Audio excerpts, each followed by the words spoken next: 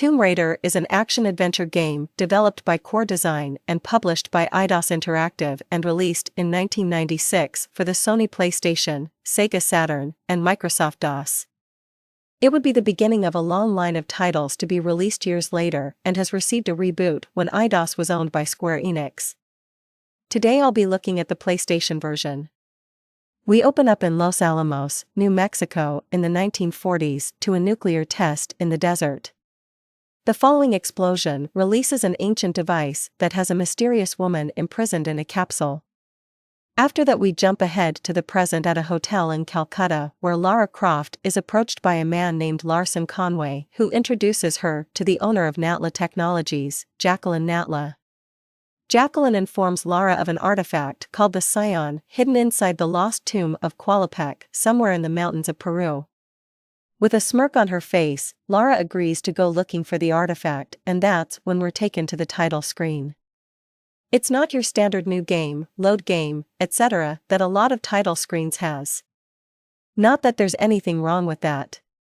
Instead, we get a ring of items representing each menu with a beautiful melody that will be delightfully playing in your head long after you first listen to it. Starting a new game or loading a save file is represented by a little black book. A photo of Lara's home is used for the tutorial level, the PS1 controller for the controls menu, Lara's signature red shades for screen adjustment, and headphones for sound, and of course we have a close-up of the woman herself with the Tomb Raider logo in the background. You know you're in for something special when there's already so much atmosphere with just the title screen. The tutorial lets you explore Lara's house and covers the basics of the gameplay. We also get to see that Lara has a blue mat in the music room and turned the ballroom into a gym. Rich people are weird. This would become another staple alongside the title screen, and in future titles you'd be able to explore even more of Lara's home. The game is split into 4 main stages divided up into parts: Peru, Greece, Egypt, and Atlantis. The game has 15 levels overall, and cinematic cutscenes before and after each major stage. Your main objective is to navigate each level in search of artifacts and solving puzzles to advance. This game is a thinking game, meaning if you're not using your head or minding your surroundings, you could end up running around the same place for hours. You can't save any time you want either. At certain points, the game has a dark blue crystal appear to allow you to save at that specific part, and it will allow you to save after completing a level. Chances are you won't be finding Lara in any animal rights rallies anytime soon. When she isn't shooting back at people trying to kill her, she's fighting bats, wolves, cheetahs, full-grown bears, crocodiles, and dinosaurs. There are fucking dinosaurs in this game. Tomb Raider is packing enough jump scares and suspense to be considered horror at some points. I've never spent so much time going, oh shit. When something appeared on the screen, be it the wolves, turning around to see a bear come at me, or the T-Rex that wanted to eat me alive, and all I have are these 2 tiny little pistols. All I gotta say is thank God for auto-fire. Speaking of jump scares, man oh man is there a lot of jumping in this game. Your main method of dodging enemies and gunfire is by jumping sideways, backwards, and forwards, as well as rolling because turning around takes too long. You can also shoot back while you're jumping, but it isn't always timed right, and even then you're still getting hit whether you like it or not. My advice? Stock up on plenty of medpacks. You have small ones that replenishes some health, and then larger ones that replenishes all of it. You're going to need them, and a lot of them.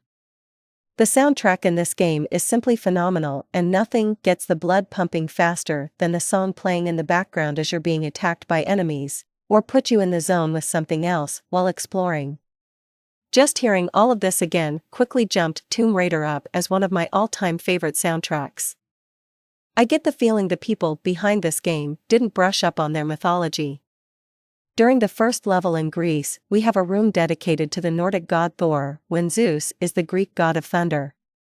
Some may consider this a minor complaint or nitpicking, but in a game about archaeology I think it deserves to have some attention. The camera. Oh, sweet lord, the camera. Alright, so you need to jump to a ledge across from you, right?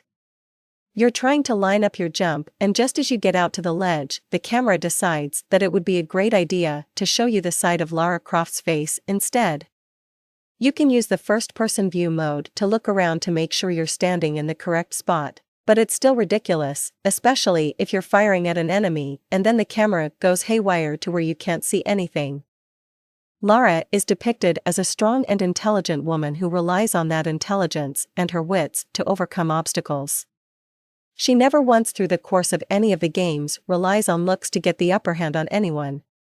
She also displays creativity early on in the game with changing a ballroom she never uses into a gym so she can stay in shape for when she does goes tomb raiding. That's pretty clever. While I'm sure she isn't the sort to turn down help or be less appreciative of it, a lot of the time she doesn't need the extra hand. When you can take down a giant mutant and demons by yourself, I think you're going to be all right for the most part. Her passion for archaeology transcends any financial desire. The thrill of the adventure is her reward.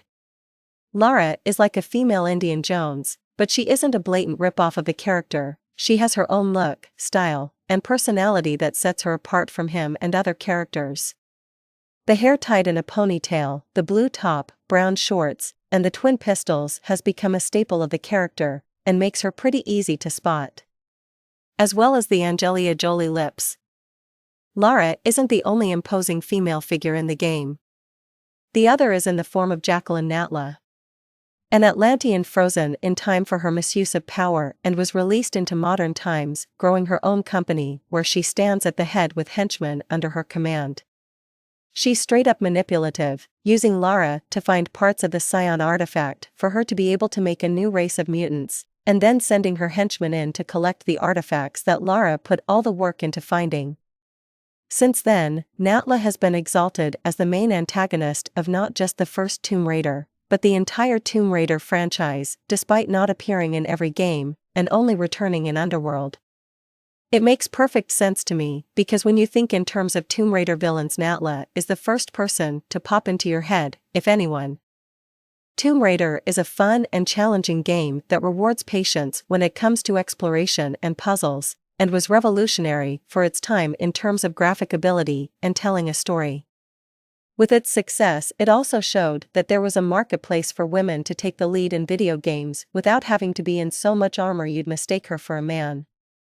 Lara being recognizable to even non-gamers on site being further indication of this, but does the game still hold up today? For the most part, yes. It's still a fun and enjoyable game with plenty of challenges that awaits you with an amazing soundtrack that makes the environment feel all the more alive.